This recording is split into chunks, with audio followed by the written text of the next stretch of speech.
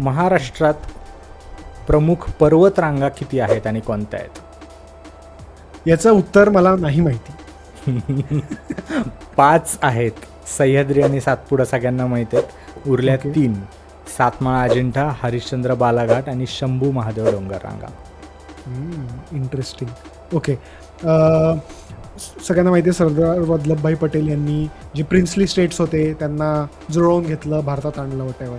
सर्वात शेवटी हैदराबादचा one of the शेवटी हैदराबादचा इश्यू झाला, त्याला ॲनेक्सेशन ऑफ हैदराबाद म्हणतात. त्याच्यात पोलीस फोर्स वापरली होती हैदराबादला घ्यायला इंडियामध्ये, कारण ते लोक ऐकत नव्हते. तर त्या ऑपरेशनचा code name blue star.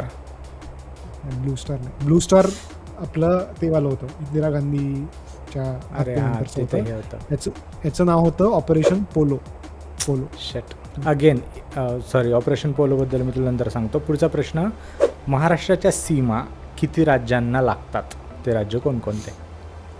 Karnataka, Madhya Pradesh, Gujarat, बरोबर गोवा, बरोबर. Andhra Pradesh, Telangana. Telangana is right answer. अजून एकच राहिलाय. छत्तीसगड. बरोबर. Let's go. Shit. Yes maps. ठीक आहे, हा खूपच इझी प्रश्न आहे. बाळासाहेब ठाकरे पॉलिटिशियन बनण्याच्या आधी त्यांचा व्यवसाय, ऑक्युपेशन, जॉब काय होता? पत्रकार. पत्रकार, पण जरा अजून एक. व्यंगचित्रकार. हां, खरं. पत्रकार म्हणजे तेच व्यंगचित्र, मेनली ते कॅरिकेचर कार्टुनिस्ट होते ना. हां. आणि हो, माझा प्रश्न आहे की प्रत्येकाला इयत्ता 6वी किंवा 7वीमध्ये ही भूगोलाच्या पेपरमध्ये ही रिकामी जागा भरावीच लागलेली आहे. तर ते असं होतं की 4 अंश म्हणजे डॅश डॅश मिनिट. 4 अंश म्हणजे त्याच मिनिट. हां. नाही सो माहिती. इट्स लाईक जे पृथ्वीच्या अक्षरवृत्त रेखावृत्त आहेत ना, सरळ ज्या लाईन्स आहेत, हां. सो ते जर का 4 डिग्रीमध्ये जर का तू शिफ्ट केल्या एका अक्षरवृत्तावर दुसऱ्या अक्षरवृत्तावर, that is 4 degree. So 4 degree जर चेंज झालं टाईम झोन, तर किती मिनिटाचा चेंज होतो? 1 मिनिट. 1 मिनिट. येस. म्हणजे तू हे सगळं म्हणतो ना, इक्वेटर, ट्रॉपिक ऑफ कॅन्सर आणि ते सगळं. ओके. सो भारतातला एक, गुजरातला एक असणार आहे, अरुणाचल प्रदेशला दुसरी असणार आहे. So time difference between both state is 4 minute. समजलं. आणि सोमेशच्या मागे जरा ड्रिलिंग होते, तर ते आवाज समजून घ्या जरा. खूपच ठीक आहे. विघ्न येतात. ठीक आहे, माझा शेवटचा प्रश्न. UNESCO world heritage site, UNESCO असं एक टॅग देतं की ही site UNESCO world heritage site आहे, इम्पॉर्टंट आहे. तर महाराष्ट्रात सर्वात जास्त आहेत. भारतातल्या कुठल्याही स्टेटपेक्षा महाराष्ट्रात सर्वात जास्त आहेत. तर बरोबर. त्या किती आहेत आणि कोणत्या आहेत? इवन तू कितीही सांगितलं तरी चालेल, कोणत्या आहे जरा डिफिकल्ट आहे, मी सांगतो. आय थिंक 17 आहेत. एवढं नाही आहे. उत्तर आहे सिंगल डिजिट आहे. उत्तर आहे 6 युनेस्को वर्ल्ड हेरिटेज साईट्स. त्याच्यामध्ये आहे अजंता, इलोरा, वेगवेगळे केले आहे त्यांना, एलिफंटा केव्ज, आपला CSMT station, Chhatrapati Shivaji Maharaj terminus जो आहे तो, आणि Victorian Gothic and art deco एन्सॉम्बलचा मुंबई. म्हणजे मरीन ड्राईव्हच्या buildings, Gothic buildings, art deco building सगळ्या मिळून त्यांना एक क्लस्टरला युनेस्को वर्ल्ड हेरिटेज साईटचा टॅग आहे. आणि शेवटचा आहे वेस्टर्न घाट्स आपले. ओके. त्यांना पण UNESCO world heritage I guess मी कन्फ्यूज याच झालो की जुन्नर तालुक्यामध्ये एकट्या फक्त 17 की 27 लेण्या आहेत. सो अशा प्रकारे आज पण विनर रौनक ठरलेला आहे, कारण की तुझा एक बाकी नाही प्रश्न ना. 3 झालेत ना भाई?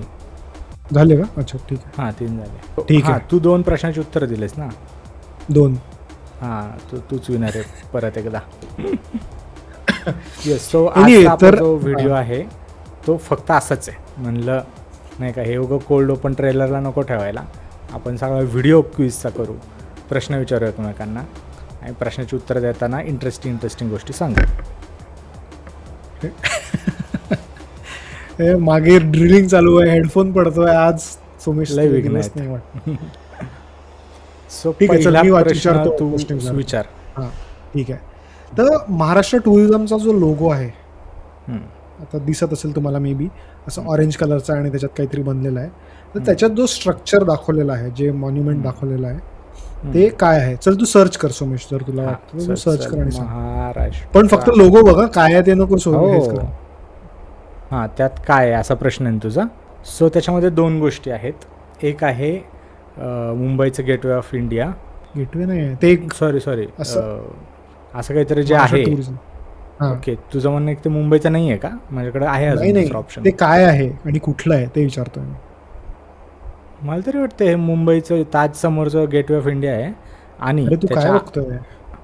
महाराष्ट्र महाराष्ट्र टुरिझमचा टुरिझम. लोगोच ना. हां, त्याच्यामध्ये गेट आहे. हां, गेटवे आहे ते हां, बरोबर आहे. त्याच्या पुढे गेटवे काय ऑफ आहे? इंडिया आहे. हां, तर त्याच्या पुढे जे आहे ती अजिंठा लेण्यामध्ये विष्णूची मूर्ती आहे, ती त्याच्यावर लावलेली.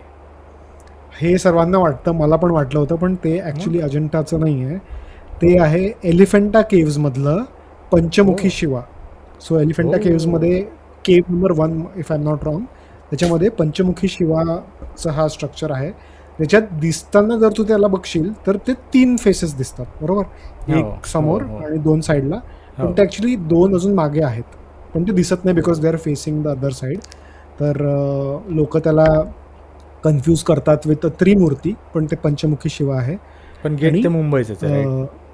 हां, मुंबईचंच आहे टेक्निकली एलिफंटा केव्ज. पॉइंट. हां, कारण मागे गेटवे पण होता. आणि इट इज अ 17 फीटचं ते स्ट्रक्चर आहे. जे पंचमुखी शिवा ते 17 फीटचं स्ट्रक्चर आहे आणि ते 1 मीटरच्या एका प्लॅटफॉर्मवर आहे. 1 मीटरचा प्लॅटफॉर्म आणि त्याच्यावर 17 फीटचं स्ट्रक्चर ते आहे. तो महाराष्ट्र टुरिझमच्या लोगोवर ते आहे. आपण युजली अजंता म्हणतो. तर ते आणि हे कुठं आहे ते वालं? एलिफंटा केव्ज जे आहेत ते तू जर गेटवे ऑफ इंडियाला जाशील ना, तिथे खूप साऱ्या फेरीज असतात. त्या फेरी तुला गेट एलिफंटापर्यंत घेऊन जातात. आय थिंक 1 तास किंवा त्याच्याहून कमी ड्युरेशन लागतो तिथे पोचायला. आता एलिफंटाबद्दल एक इंटरेस्टिंग स्टोरी ही आहे की त्याचं आधी नाव होतं घारापुरी आयलंड. त्या आयलंडचं नाव घारापुरी आयलंड होतं. त्याचं रफ ट्रान्सलेशन आहे अ सिटी ऑफ केव्ज, कारण तिथे लेण्या केव्ज होते म्हणून. पण त्या आयलंडच्या ना एंट्रन्सवर एक दगडाचा हत्ती होता. तर त्यामुळे जेव्हा पोर्तुगीज तिकडे आले त्यांनी त्या आयलंडला त्यांच्या लँग्वेजमध्ये काहीतरी म्हणतात, पण त्यांनी त्यांच्या लँग्वेजमध्ये त्याला एलिफंटा आयलंड असं म्हटलं. तेव्हापासून त्याचं नाव एलिफंटा आयलंड झालं. आणि तर मग त्यांनी तिथे त्या आयलंडवर गेले बरंच काही हे. पण तू आता जर जाशील ना त्या आयलंडवर तर तुला तो एलिफंट नाही दिसत. आणि त्याच्या मागे कहाणी ही आहे की तो स्टोन एलिफंट आता कुठे आहे माहिती आहे? मुंबईचं जे भाऊदाजी लाड म्युझियम आहे, राणीबाग भाऊदाजी लाड म्युझियम, त्या कॉम्प्लेक्समध्ये तो स्टोन एलिफंट ठेवला आहे एलिफंटाचा. त्याचं प्रॉब्लेम ही झाली की पोर्चुगीज नंतर जेव्हा ब्रिटिश आले मुंबईच्या आयलंड्सवर आणि ते सगळं, तर ब्रिटिशला एक खूप घाणेरडी सवय होती त्यावेळेला, जी आपण ॲज अ जोक पण बोलतो, की त्यांना काहीतरी सगळं काही इथून तिथून चोरून त्यांच्या ब्रिटिश म्युझियममध्ये ठेवायचं असतं. तर त्यांना हा स्टोन एलिफंटा आयलंडवरचा इतका आवडला की त्यांनी विचार केला की आपण या स्टोन एलिफंटला तोडून घेऊन जाऊ आणि बोटमध्ये आपल्या इथे नेऊ. ठीक आहे. तर ते जेव्हा हे करत होते तेव्हा जे हे करत होते तर हा स्टोन एलिफंट पडला आणि त्याचे तुकडे झाले. मग त्यांनी तो तुकडे झालेला एलिफंट तेव्हा जो भाऊदाजी लाड म्युझियम, तेव्हा त्याचं नाव होतं व्हिक्टोरिया अँड अल्बर्ट म्युझियम, त्या म्युझियमला नेला. तिथले म्युझियमचे क्युरेटर होते सर जॉर्ज बर्डवूड त्यांचं नाव होतं. त्यांना म्हटलं की याला जरा ठीक करा. त्याचे फोटोज पण आहेत. त्यांनी म्हटलं की याला जरा जोडून बरोबर करून द्या ना प्लीज. त्यांनी तो ठीक केला, जोडला कसा तरी, आणि तेव्हापासून तो तिथेच ठेवलेला आहे. आजही जेव्हा तुम्ही त्या म्युझियमला जाता, राणीच्या बागेत जाता, तेव्हा तिथे ठेवलेला आहे. आणि जर तुम्ही लक्ष देऊन त्याला बघाल तर त्याच्यात ते क्रॅक्स अजून पण आहे. अरे यार. पण एलिफंटावर नाही आहे, मुंबईत आहे. त्याला मुंबई जास्त आवडली, तो मुंबईला थांबला. पण मग महाराष्ट्र टुरिझमने ज्यावेळेस लोगो डिझाईन करायचं ठरवलं तर why did they choose particular, नाही का, मुंबईचं ते आणि एलिफंटा केव्ज समोरासमोर एवढं का? What is so much significant? गेटवेचं चल म्हणू शकतो की राजधानी मुंबई आहे तर तिथलं काही इम्पॉर्टंट दाखवायला, आणि Panchmukhi Shiva may be eye catching असेल बरंच. म्हणजे एलिफंटा बोलतो अजंतामधला जो तो स्कल्पचर आहे तो वेगळा आहे. हो, तो जरा वेगळा आहे. आता लक्षात येतं माहिती, जरा वेगळा आहे. विष्णू आहे, हा वेगळा आहे, आणि एकच मुख आहे रे त्याला. हां, असं काहीतरी असं आडवं असं काहीतरी.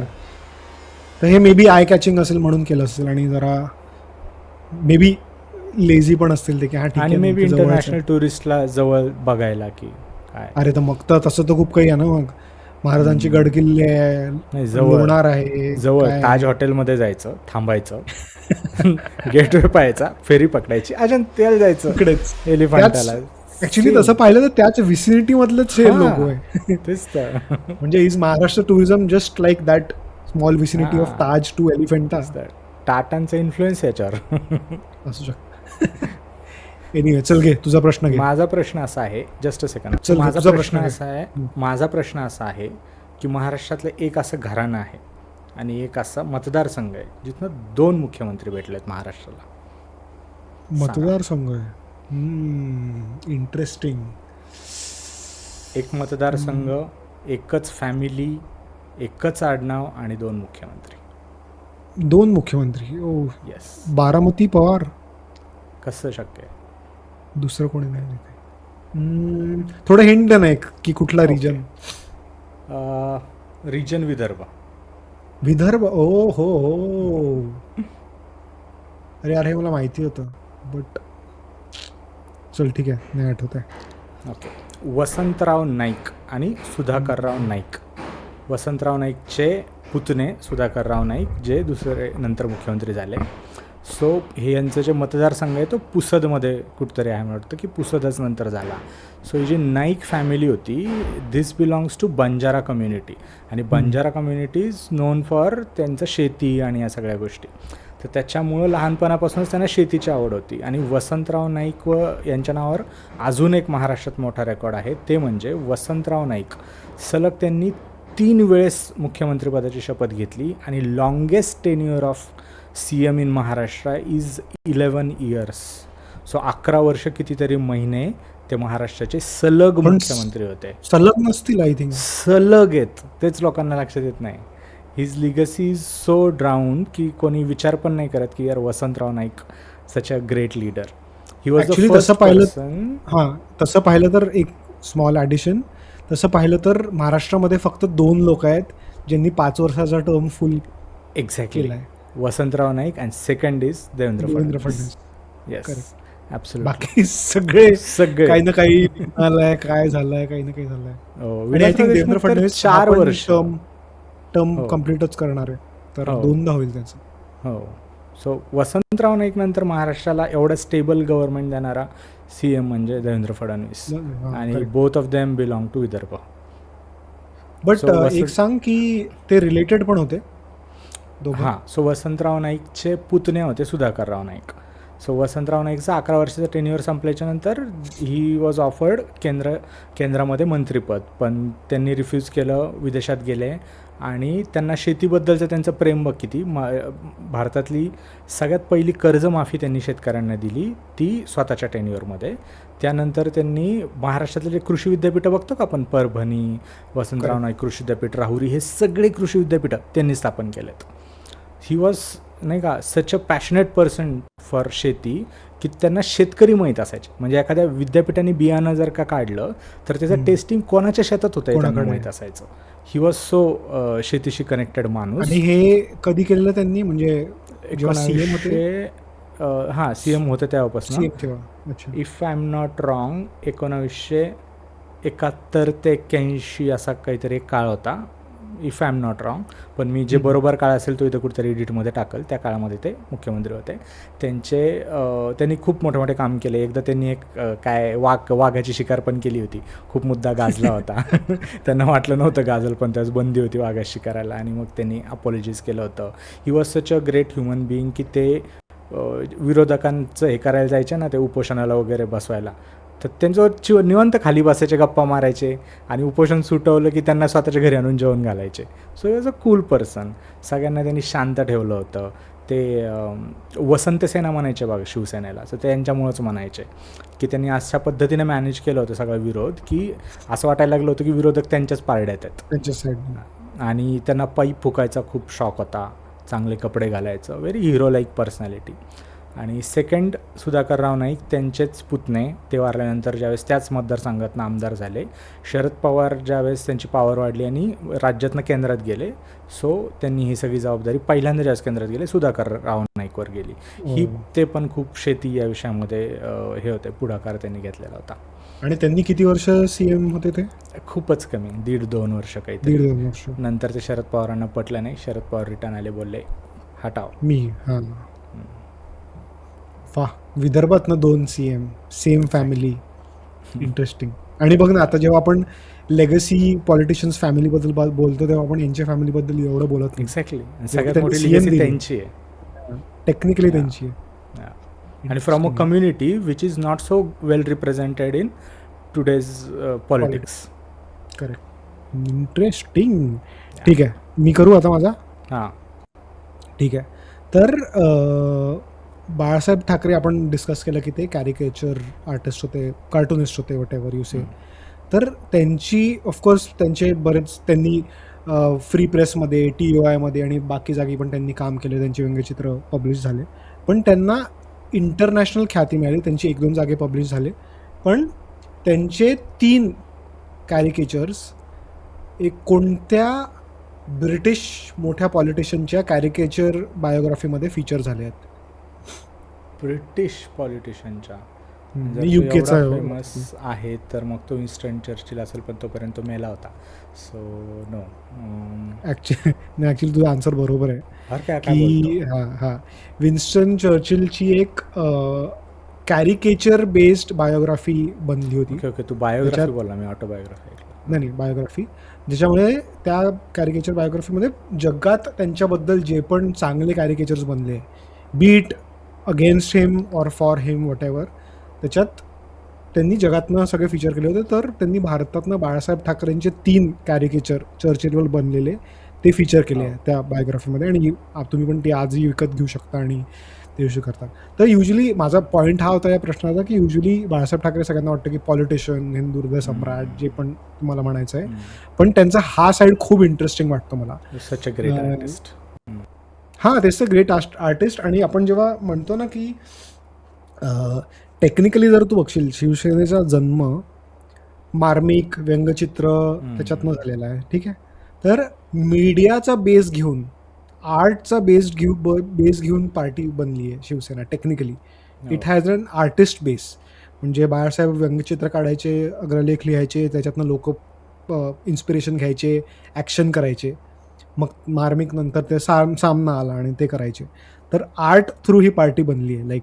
आणि ती which is so anti Shivsena, कारण शिवसेना लाईक स्टिरियोटाईप जर करायला झाला तर मारापिटी करतात, तोडफोड करतात, असं स्टिरियोटाईप करतात लोक.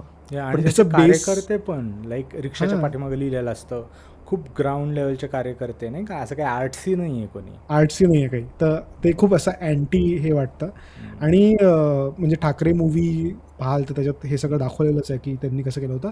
आणि त्यांनी अजून एक इंटरेस्टिंग गोष्ट केली होती की त्यांचे मित्र होते जॉर्ज फर्नांडिस. ठीक आहे.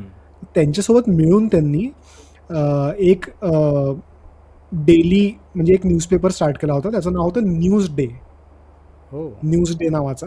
पण ते काही त्यांचं जमलं नाही, तो बिझनेस पटला नाही, काही नाही, वॉट एव्हर. आणि तो फक्त 1-2 महिनेच चालला. ओके. अनदर फन फॅक्ट, त्यांनी शरद पवारांसोबत मिळून सुद्धा एक पेपर काढला होता, आणि तो पण एकच नाही, मासिक होतं मला वाटतं. एकच आलं त्याची प्रत, आणि तिथून पुढे ते गायब झालं. करेक्ट. तर ते जर झालं असतं तर मे बी ते दुसऱ्या बिझनेसमध्ये असते की काय, मला माहिती नाही. बट ही साईड जी त्यांची आहे ती युजली लोक बघत नाही. मी रिसेंटली एक पुस्तक विकत घेतली, ती आय थिंक थोड्या वर्षापूर्वी उद्धव ठाकरेंनी ती कंपाईल केली होती. आणि त्याच्या इनॉग्रेशनला खूप वर्षांनी राज ठाकरे, उद्धव ठाकरे सोबत आले होते. दॅट बुक इज कॉल्ड फटकारे. त्या बुकमध्ये बाळासाहेबांचे सगळे व्यंगचित्रांचा कलेक्शन आहे. आणि त्यांनी इंटरेस्टिंगली ना काळ और इयर वाईज त्यांना बायफ्रिकेट केलं आहे की नेहरूंचा काळ होता तेव्हा कसे व्यंगचित्र आले, इंदिरांचा काळ होता तेव्हा कसे आले, मग काहीतरी मिसलेनियस रँडमवाले कसे आलेत. तर ते खूप इंटरेस्टिंग पुस्तक आहे फटकारे. जर तुम्ही घेऊ शकता नक्की घ्या, बिकॉज त्याच्यात एक कलेक्शन आहे सगळ्या व्यंगचित्रांचा. आणि त्यांचा जो स्मारक बनतो आहे, त्यांचा जो स्मारक बनतो आहे तिथे पण हे डिस्प्ले होईलच. तर but artist side is very interesting. मी तेच म्हणतो की आर्टिस्ट साईड असणारे पॉलिटिशियन्स किती कमी होत आहेत ना. आहेच नाही, कोण आहे, कोण नाही. आणि ते पण तू बघ ना, like he was an artist first, not politician and artist, politician and photographer, first artist होते. तर ते पण एक इंटरेस्टिंग आहे. आणि म्हणजे ते तर असतंच की लोकांना काय आठवण राहतं, तुमची जी सर्वात बिगेस्ट लाऊडेस्ट तुमची इमेज किंवा पर्सोना आहे ते असतं. पण हे पण खूप रिच लेगेसी आहे त्यांची. इवन तो शिवसेनेचा जो वाघ आहे तो हाताने काढलेला आहे ओरिजिनल. तो पण असा दिसतो. म्हणजे एक कॉमेडी जोक त्याच्यात असं झालं की लोक बोलतात की हा वाघ जर गाडीवर लावला तर हा आमचा फास्टॅग आहे, कोणी टोल नाही हो, मागत. खरंच आहे. आणि रिक्षावाले त्याच्यामुळे लिहायचे, अजूनही लिहितात मराठवाड्यात. हा, लिहितात. लिहितात अजूनही. म्हणजे कट्टर शिवसैनिक सगळ्यात जास्त रिक्षावाले आहेत. नाईस. या नंतर त्यांचा फोटो पण यूज व्हायला लागला होता, पण ती वेगळी हां. गोष्ट आहे. बट आर्टचं तो एक त्यांचा लॉंग लिव्ड. आणि थँकफुली शिवसेनाच्या त्या स्प्लिटमध्ये त्या वाघाचं काही कॉपीराईट आहे नाही, तर कोणी पण यूज करू सो शकतं. वाघ सगळ्यांचा राहिला. वाघ सगळ्यांचा राहिला. हम्म. इव्हन एक इव्हन तो ठाण्यातला धनुष्यबाण पण दुसरा, त्यांनीच काढला होता. एक ठाण्यातला धनुष्यबाण दुसरा वरळीतला. नाही वरळी नाही काय बँड्रा ईस्ट, बँड्रा नाही ना रे, त्याला काय म्हणतायचं, वांद्रे पूर्व, वांद्रे हां पूर्व. हां. ओके. घे नेक्स्ट तुझा क्वेश्चन. उन्हाळा आहे आणि हम्म. थंड हवेच्या ठिकाणाला तरी पण लोक जातात, चला बा त्यातली त्यात चिल असतं. महाराष्ट्रातलं सर्वात जास्त थंड हवेचं ठिकाण कोणतं आहे, जे सर्वात जास्त थंड हवा असतो म्हणजे सर्वात जास्त थंड टेम्परेचर वाईज बोलतोय. Temperature wise? या महाबळेश्वर. नाही, ते सगळ्यात फेमस आहे. ओके. मी जे जिथं लिहिलं होतं ते पण मी कुठेतरी गायब केलं आहे. हाय हाय हाय हाय हाय हाय हाय. ते त्याच्या नावा एवढंच अननोन आहे का की तुलाही नाही माहिती? हो आहे, तेवढंच अन्न नाही. बोल, नाव बोल. बरं चल, नाव तर मी सांगतो. उरलेल्या थंड हवेच्या ठिकाणाचे नाव सांग. लोणावळा. अजून काय आहे? अजून नाही माहित मला यार. काय विदर्भात राहतो यार तू? विदर्भात किती आहेत?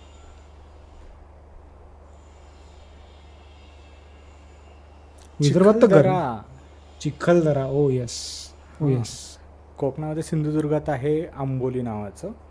करेक्ट. खानदेशमध्ये आहे तोरणमाळ नावाचं. ओके. आणि हे पण सर्वात थंड हवेचं ठिकाण नॉर्थर्न पार्ट ऑफ महाराष्ट्रामध्ये आहे, जळगाव जिल्ह्यामध्ये आहे आणि रावेर तालुक्यामध्ये आहे, ज्याचं नाव आहे पाल. पाल. येस, पाल. PAL, पाल. बस पाल. आता त्याची तिथे खूप story थंडी मी नाही असते. काढली. हां, त्याची मी स्टोरी नाही काढली. नाही, थंडी नसते. बट जसं महाबळेश्वरला आहे ना, की काय अख्खं महाबळेश्वर थंड हवेचं ठिकाण नाही आहे. It's some part of the Mahabaleshwar which is जिथं हवा ट्रॅप होतात आणि मग ते कमी दाबाचा पट्टा तयार होतो आणि कम्पॅरेटिव्हली कमी टेम्परेचर असतं. दॅट्स ऑल, नाही का, महाबळेश्वर Okay. पाचगणी. तर तसं पालमध्ये सर्वात कमी टेम्परेचरची नोंद केल्या जाते. सर्वात फेमस महाबळेश्वर आहे, पाचगणी आहे. देन तोरणमाळला खूप लोक जात नाहीत. विदर्भातलं सगळ्यात मोठं चिखलदरा आहे. ओके. आता हे जे तोरणमाळ आहे खानदेशातलं, हे गवताळा अभयारण्याच्या परिसरात येतं आणि which is very interesting. So हा जो एकंदर प्रदेश आहे, पाल, गवताळा अभयारण्य आणि चिखलदरा, याच्यामध्ये पितळखोरे नावाची लेणी आहे. सो नाव दिस पितळखोरे लेणी जळगाव जिल्ह्यातली इज ओल्डर दॅन एलोरा. बापरे. सो त्याच्या एंट्रान्सवर ग्रीकचे ते नाही का, तो पिक्चर आलेला कोणता, तो गुलाम फ्री होतो, त्याचं नाव काय त्या पिक्चरचं? गुलामच नाव आहे ना? नाही, ग्लॅडिएटर सॉरी. ग्लॅडिएटर. मी म्हटलं गुलाम आमिर खान वाला. सो ग्लॅडिएटर सारखी लोक, स्ट्रॉंग लोक तिकडनं आलेली गुलाम, ही द्वारपाल म्हणून कोरलेली आहेत. बापरे. सो खूप जण येते आणि तिकडं तो एरिया खूप छान आहे, बघण्यालायक आहे. पण जस्ट बिकॉज महाबळेश्वर इतका फेमस नाही आहे म्हणून लोक मराठवाडा विदर्भातनं पुणे क्रॉस करून महाबळेश्वरला जातात, विच इज ऑफ मग तिथे टुरिस्टचं पण हे कमी असेल ना, जसं महाबळेश्वरला जास्त टुरिस्ट. एक्झॅक्टली माय पॉईंट. सो जर का तुम्ही काही ट्रॅव्हल प्लॅन करत असाल आणि तुम्हाला फार काही नसेल करायचं, नाही का, वॉटर स्पोर्ट्स, वॉटर ॲक्टिव्हिटीज, तर महाबळेश्वरला इकडे येण्यापेक्षा, गर्दी करण्यापेक्षा तिकडं कमी गर्दीच्या ठिकाणी जा. तिकडं लेण्या आहेत, मे बी फॅसिलिटीज एवढ्या चांगल्या नसतील, बट प्युअर नेचर, नो गर्दी, ॲब्सोल्युटली चांगला निसर्ग. सो आपण माथेरान पण विसरलो. माथेरान पण आपल्या इथेच आहे ना? माथेरान सुद्धा आहे, पण माथेरान पण अगेन मुंबई पुण्याच्या मध्ये आहे ना. सो मुंबई पुण्याची लोक खूप जातात माथेरानला, प्रचंड गर्दी. सो कमी गर्दीचे कोकणामध्ये आंबोळी. तू जे बोलत होता जिथे सर्वात जास्त थंड रेकॉर्ड, ते पाल आहे ना? पाल आहे. ओके. तिथे आहे का काही असं टुरिस्टचं असं काही? सो मंदिर आहे, केव्ज आहेत, तिथं ना एक वनस्पतींचं संग्रहालय आहे, व्हेरी इंटरेस्टिंग. वेगवेगळ्या प्रकारचे वनस्पती ठेवले आहेत, रिसर्च होतो. सो वस्तू संग्रहालय आहे, वनस्पती संग्रहालय आहे, मंदिरं आहेत आणि निसर्ग चांगला आहे. MTDCचे रिसॉर्ट्स आता सगळीकडे झालेत, सो निसर्ग अनुभवायला नक्कीच जाऊ शकतो. बट एवढंच आहे की पुणे मुंबईला तुम्ही महाबळेश्वरवरून खाली आलात की पुण्यात मॉल पण आहे, नाही का? सो त्याचं जरा कॉम्बिनेशन मिळतं ना तुम्हाला, तिकडे जरा ते हां. कॉम्बिनेशन मिळत नाही. बट आय गेस हळूहळू we will transit to that part. करावंच लागेल We कारण should. गर्दी वाढेल नाही तर या त्या साईडला. गवताळा अभयारण्यामध्ये भास्कराचार्याची कर्मभूमी म्हणतात या गवताळा अभयारण्याला. गणिततज्ञ होते, खगोलशास्त्रज्ञ होते. सिद्धांत शिरोमणी हा प्रसिद्ध ग्रंथ त्यांनी लिहिला आहे. ओके, हे लीलावतीवाले होते हे लीलावती लीलावतीने काय? लिहिलं आहे. सो लीलावतीचा फेमस मॅथमॅटिक्सचा ग्रंथ, ज्याच्यामध्ये त्यांनी सगळं त्या काय लिहिलं होतं, which is considered as the oldest mathematical book from India to the world. Actually त्यावेळेला कोणी तेवढं कॉम्प्लेक्स गोष्टी नव्हत्या लिहिलेल्या. सो असं म्हणतात की लीलावती ही त्यांची मुलगी होती आणि त्या मुलीच्या नावाने और त्या कॅरेक्टरला घेऊन त्यांनी लिहिलं की लीलावती अशी 4 पायऱ्या वर गेली, मग 5 पायऱ्या खाली आली, मग ते असं त्याचे कॅल्क्युलेशन आहे. आणि ते तू कुठल्या बोलला तू, म्हणजे कुठल्या हे कर्मभूमी? पाटणा देवी आणि हे सगळं गवताळा अभयारण्याचा भाग आहे. त्याला आता पाटणा देवीच्या लेण्या आहेत, तिथं पितळखोऱ्याच्या पण लेण्या आहेत. त्या भागामध्ये भास्कराचार्यांची कर्मभूमी होती, त्या जंगलात ते राहायचे. इंटरेस्टिंग.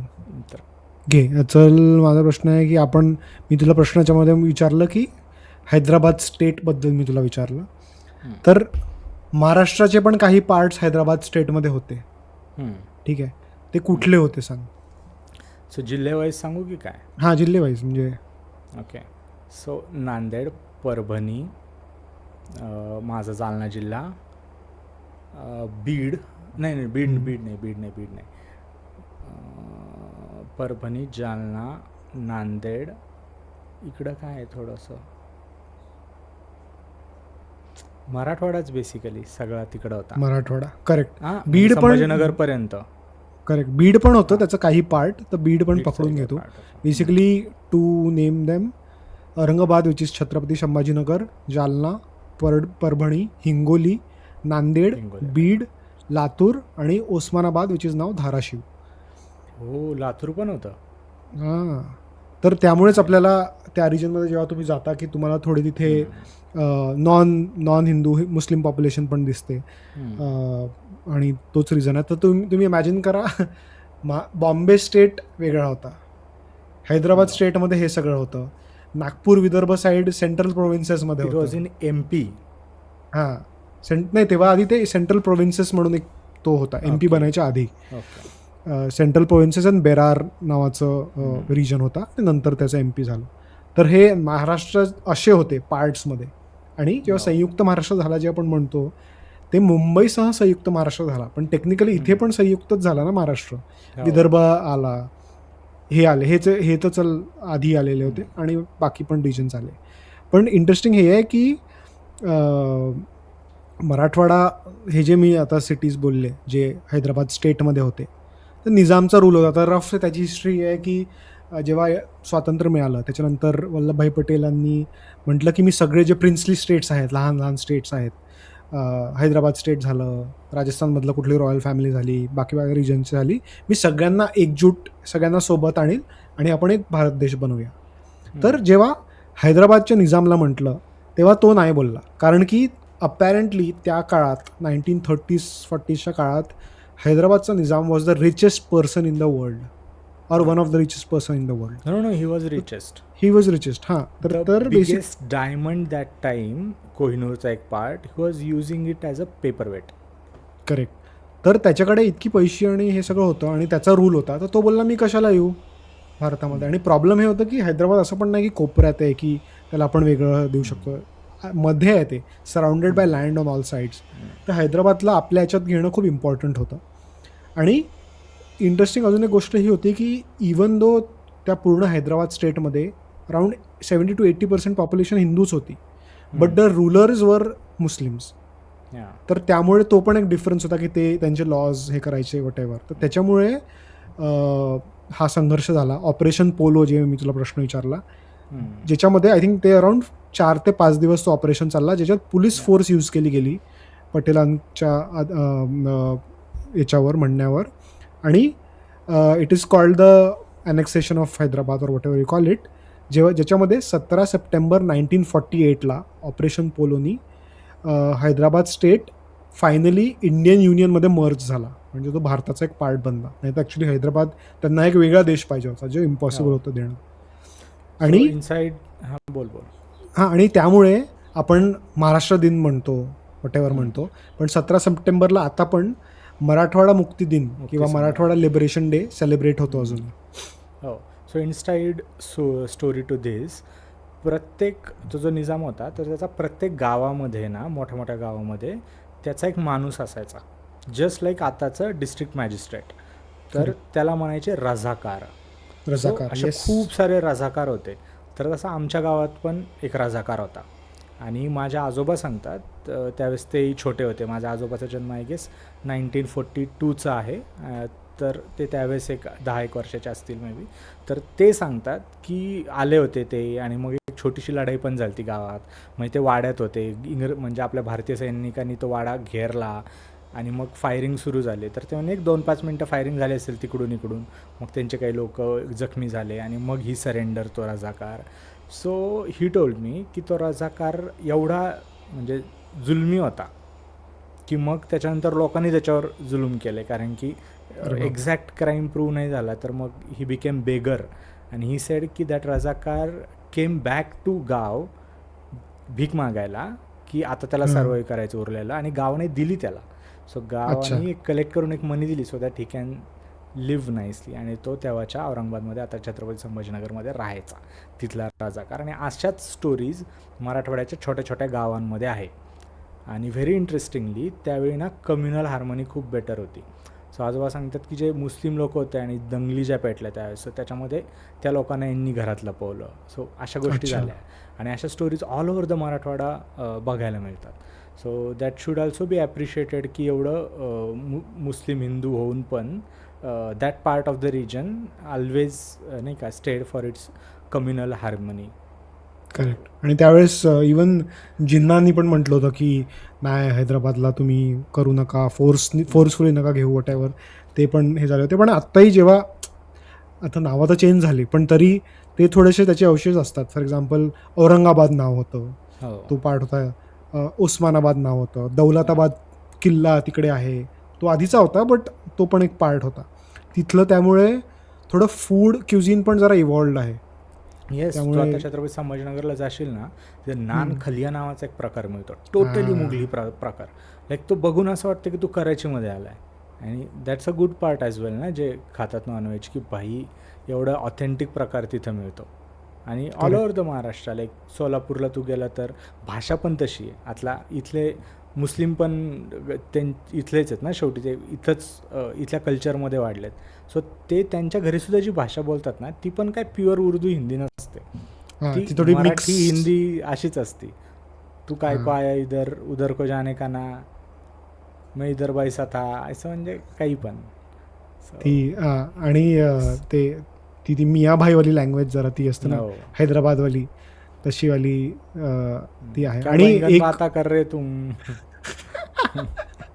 नाही, औरंगाबादला तसे बोलतात ॲक्च्युली, कारण माझे काही रिलेटिव्ह आहे तर ते तसे बोलतात. आणि याच्यामध्ये एक अजून मेन राहिलं की Swami Ramanand Tirth also was one of the main person, जे त्यांनी याच्याबद्दल फाईट केलं. रझाकारचं जे अत्याचार होतं त्याच्या अगेन्स्ट त्यांनी पण बरंच फाईट केलं हैदराबाद लिबरेशनसाठी. वन मोर स्टोरी, भारतातलं जे पहिलं अशोक चक्र देण्यात आलं, भारतातलं पहिलं अशोक चक्र स्वतंत्र भारतातलं, ते ऑपरेशन पोलोमध्ये शहीद झालेल्या एका जवानाला देण्यात आलं. तर ते झालेलं नळदुर्ग नावाचा जो किल्ला आहे सोलापूरमध्ये, तिथनं जवळ एक लढाई झालेली. आणि 7 शॉट्स वेअर फायर्ड. मी आता नाव विसरतोय पण मे बी सरमजित सिंग असं त्याचं काहीतरी नाव आहे त्या जवानाचं. तर he was shot in legs, पाय त्याचे निकामी झाले.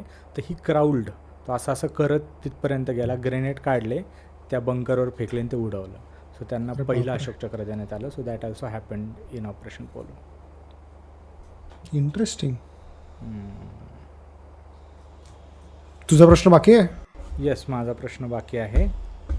सो वेगवेगळ्या प्रश्न पद्धतीने मी हा प्रश्न विचारू शकतो. एक विचारू शकतो की आपण गुढीपाडवा का साजरा करतो. दुसरं विचारू शकतो की आपण की महाराष्ट्रातलं सर्वात जुनं मराठी भाषेचं प्रूफ कुठं आहे. तिसऱ्या पद्धतीने मी विचारू शकतो की महाराष्ट्रातला सर्वात जुना राजा कोणता आहे. फर्स्ट किंग हू सेड की this is my kingdom and this is my Maharashtra. नाही, सातवाहन डायनेस्टी नाही, बरोबर आहे. बरोबर आहे. हो, let's go. So Satvahan dynasty was the first dynasty who ruled over Maharashtra, who said की this is our territory and this we will call Maharashtra. त्याच्या आधी Okay. त्याचं काहीतरी वेगळं नाव होतं, मग ते नाव पुढं करत आलं. बट द बेसिक आयडिया, एवढा जो भाग आहे तो आमचा आहे, हा जो एवढा भाग म्हणलेत, एवढा भाग म्हणण्याचं पहिलं श्रेय सातवाहन डायनेस्टीला जातं. Got it. आता प्रॉब्लेम आज झाला, हे होते 2500 वर्षापूर्वी. हम्म. 2500 वर्षापूर्वी काहीच म्हणजे लिहिलेलं राहिलं नाही. त्यावेळेसची कन्स्ट्रक्शन पण असे परमनंट नव्हते, सो त्याचे प्रूफ पण फार राहिले नाही.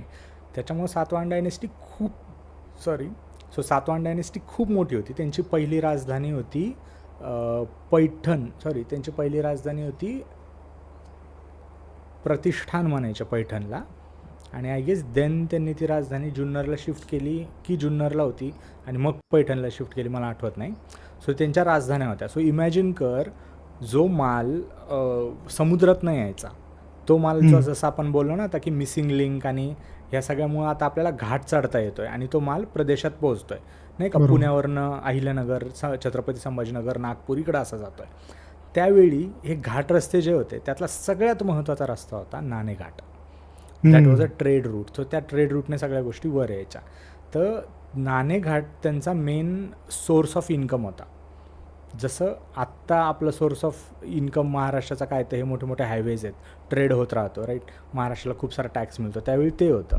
आता तिथं त्यांनी त्या ट्रेड रूटमध्ये गुहा खोदून ठेवली होती की यार कोणी पण ह्या ट्रेड रूटने आले देशाविदेशातली लोक, तर त्यांना दिसावं आपण किती बादशाह आहे. त्या तिथल्या एका गौतमीपुत्र सातकर्णी राजा होता, ज्यांनी शकांचा पराभव केला. शक वर्ण आले होते नॉर्थमधनं आणि ते लय खुंखार होते म्हणजे 2-3 शक मिळून एका हत्तीला मारून टाकायचे, या लेवलचे खुंखार. तर ते जे बाहुबलीमध्ये ते दाखवतात का, ते तसले वॉरियर येतात कुठनं तरी. सो बस त्याचा रेफरन्स तोच आहे.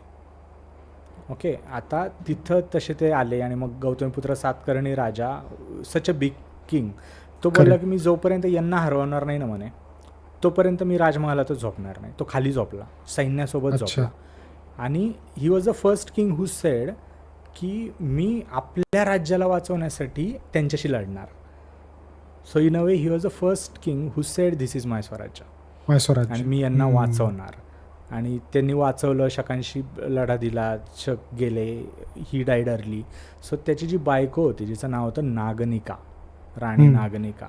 आता हू विल बिलीव्ह की 2000 वर्षापूर्वी महाराष्ट्राला एका बाईने चालवलं होतं. That Rani was Naganika. Naganika राणीने तिच्या खानदानातले जे काही ग्रेट राजे होते त्या राजांचे पुतळे त्या गुहेमध्ये बांधले. आता जेवढी 2000 वर्ष जी काही आक्रमण झाली, प्रकार झाला, त्याच्यामध्ये ते पुतळे लोकांनी फोडले. ओके, पण त्या पुतळे जिथं ज्या बेसवर तयार केले होते तिथे त्यांचे जे पाय होते, वरचा पुतळा फोडला ना, पाय तसेच राहिले. सो आता त्या पाय बघून आपल्याला कळतं की एवढे पुतळे इथं होते. अजूनही आहे तिकडे, अजूनही आहे. आता आपल्याला माहीतच नसतं असलं काहीतरी झालं होतं जर तिने त्या पुतळ्यासोबत एक शिलालेख नसता करून ठेवला तर. आणि तिने त्यावेळेसची जी कुठली मराठी भाषेचं एक व्हर्जन असेल, त्याला ब्राह्मी लिपी म्हणतात की काहीतरी म्हणतात, it's very complicated, I try to understand many times, पण नाही कळलं. तर तिथे त्या लिपीमध्ये त्यांनी ते जसं लिहून ठेवलं आहे, कोरून ठेवलं आहे. आणि त्याच्यामध्ये तिने लिहिलं आहे की मी नागनिका राणी. मग तिने या सगळ्यासाठी कोणाकोणाला यज्ञ केलं, त्याला आहुत्या, हे सगळं लिहिलेलं आहे. त्यात तिच्या खानदानातल्या महापुरुषांबद्दल लिहून ठेवलं आहे. आणि त्याच्यामुळं कळलं की तिथं जर ट्रेड रूट म्हणतात तो ॲक्च्युली होता, इट यूज टू एक्झिस्ट, आणि त्याचं एवढं मोठं वैभव होतं. आणि तिथं अजूनही तर असे हुंडी ठेवलेली आहे दगडाची. सो असं म्हणतात की त्यावेळी ते खालनं यायचे आणि जो काही टॅक्स असं 5-10 रुपयाचं जे काही पॉकेट असेल ते त्यात टाकायचे आणि मग तो टॅक्स कलेक्ट व्हायचा. आणि त्याच्या समोर जे पठार आहे नाणेघाट, ते जीवधन नावाचा किल्ला आहे, तर तुला समोर असं खूप मोठं स्ट्रेट पठार दिसतं. त्या पठारावर मग या लोकांच्या राहुट्या लागायच्या आणि ते लोक तिथं राहायचे. आता मग सगळे येणारे व्यापारी जिथं राहतात, उदाहरणार्थ सुरत, उदाहरणार्थ पुणे, आता इथे राहुट्याला लोक येऊन राहायचे म्हणजे इथं सगळ्याच गोष्टी होणार ना. इथं एक कल्चर बसणार, जसं पुण्यात पेठा झाल्या तर मग त्याच्या अराउंड कल्चर आलं, लोकं आली, बाजारपेठा आल्या, मग तिथं सगळ्याच एंटरटेनमेंटच्या गोष्टी आल्या. So that part of the state त्यावेळेस मे बी त्याला मुंबई म्हणत असतील, नाही का, की भाई सगळ्यात हा, सगळं happening आहे जी इकडे. जागा आहे इकडं हा. सगळं आहे. तर तसा तो पार्ट होता जो आज रिकामा पडलेला आहे. आणि बापरे. हे आपल्याला कळालंय एका विदेशी रशियन रायटरमुळं, जो आलेला आणि त्याने त्यांनी document केलेलं आहे. ठेवलंय, त्यांनी डॉक्युमेंट ओ. केलंय. त्याचं पण नाव मी इथं टाकेल, मला लक्षात नाही आता त्याचं नाव. आता तो जो माणूस होता, उसका एक अलग ही इंटरेस्टिंग स्टोरी आहे. हम्म. तो माणूसाला असं वाटलं की मला भारतामध्ये ना घोडे नाही आहेत.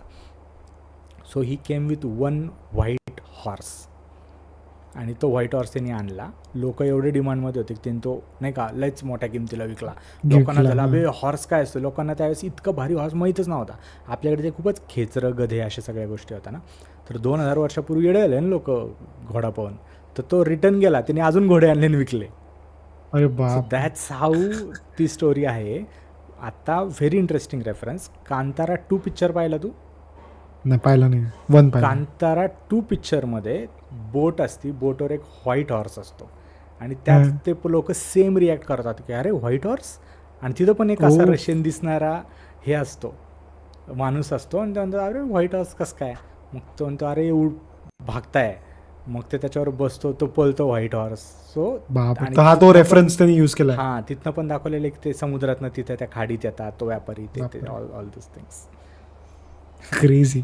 पण आणि याचं तू बोलला होता सातवाहनाचा की पुतळा कुठेतरी साऊथ इंडियात आहे.